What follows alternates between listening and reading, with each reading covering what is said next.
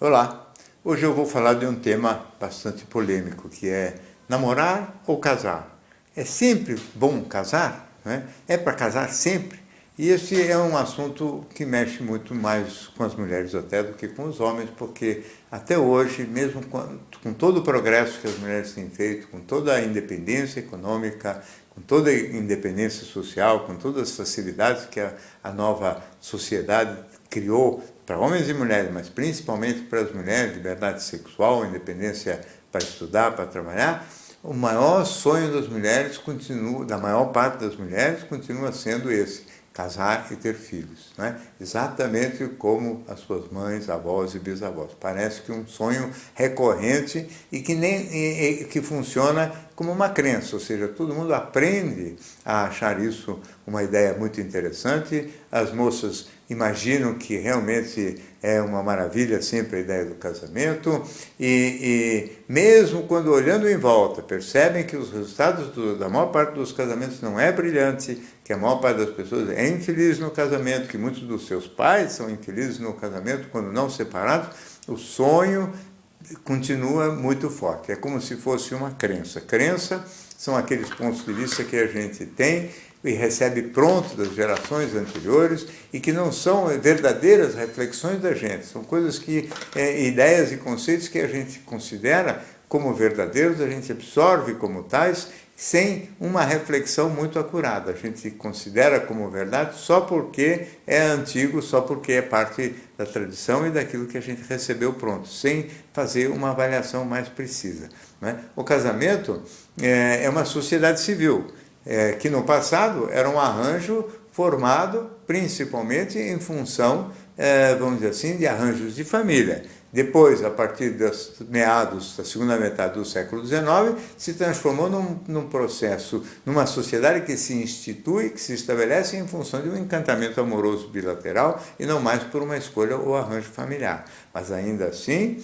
é uma sociedade civil, ou seja, tinha finalidades mais ou menos claras e definidas e sempre houve essa finalidade. A finalidade era procriar, né, a finalidade de ter filhos e de alguma maneira de construir também projetos de vida no sentido patrimonial, ou seja, a finalidade reprodutora e de construção de patrimônio em comum. Isto faz sentido ainda em muitos casos e para muitos casais, quando é este exatamente o plano.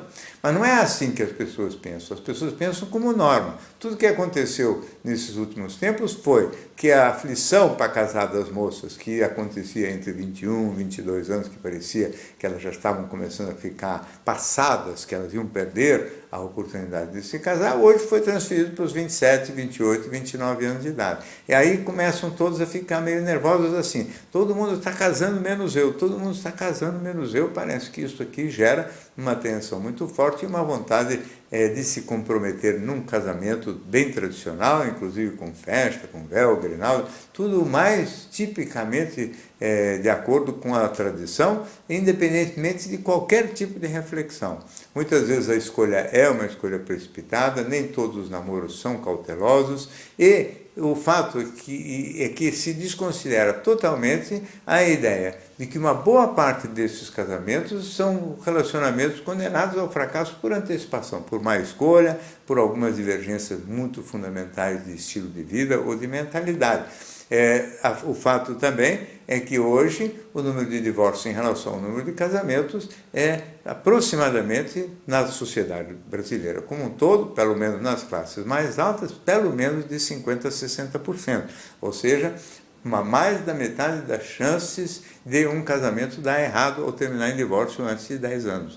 E esta conta ninguém faz, ninguém se preocupa muito com o risco de divórcio, todo mundo está muito mais interessado no casamento. E o que eu estou tentando levantar para a reflexão aqui é o seguinte: cada caso é um caso, as pessoas deveriam conhecer melhor a si mesma, a sua história de vida, os seus projetos individuais, para saber se eles efetivamente são convenientes. Porque o casamento tinha uma ideia de uma associação, dos dois se juntarem para um projeto em comum muito intenso, não só o de ter filhos, como de construção de patrimônio. E muitas vezes era um projeto assim, em que um ia para fora buscar o pão e o outro ficava na retaguarda cuidando da infraestrutura, cuidando da casa, dos filhos, não é? E essa era uma fórmula que na prática no passado muitas vezes deu muito certo. Um ia fazer o papel de apoio para a estrutura que ia se construindo. Hoje mudou tudo no mundo e o projeto de matrimônio continua muito parecido. Inclusive os homens até hoje ajudam muito menos do que deviam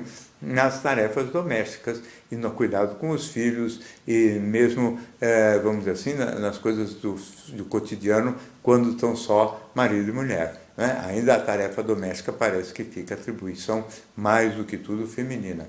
Então, o que eu penso é que cabe uma reflexão. Quer dizer, uma moça, por exemplo, que não queira ter filho, que tenha independência econômica, que tenha já uma certa posição profissional e financeira, digamos, 30 e poucos anos de idade, não quer filhos e já construiu uma certa história profissional e patrimonial para si. Precisa ver se interessa constituir uma aliança conjugal, quer dizer, uma sociedade civil com uma outra pessoa, também eventualmente em condição parecida, onde não tem o intuito nem de procriar e nem de construção de um projeto patrimonial em comum. Então precisa ver para que se vai fazer a sociedade civil. A sociedade civil tem que ter finalidades muito precisas.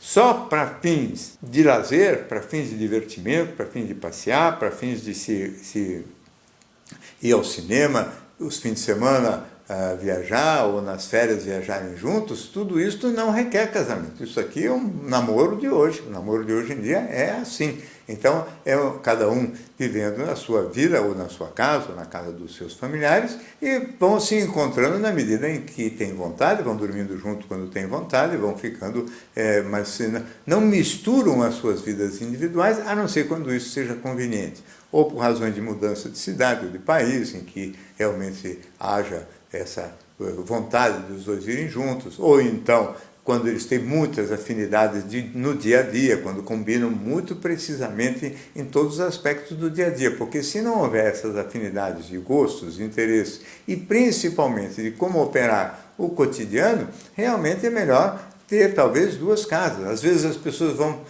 como existe um número de divórcios muito grande, existem os segundos casamentos.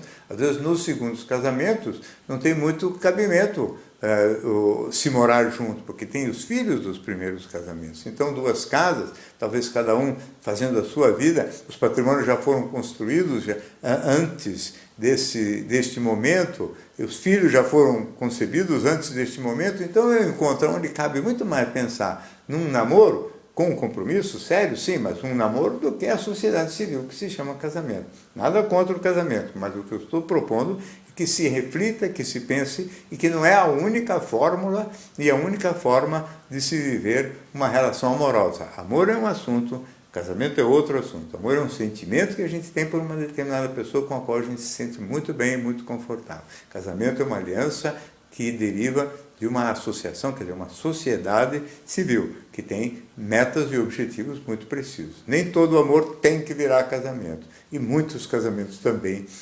infelizmente, não são governados pelo amor e eles se sustentam por outros interesses, mesmo quando o amor já foi embora faz muito tempo. É isso por hoje. Inscreva-se no site se você gosta dessas participações minhas aqui no YouTube. Inscreva-se e acompanhe e receba as notícias das novidades. Até a próxima.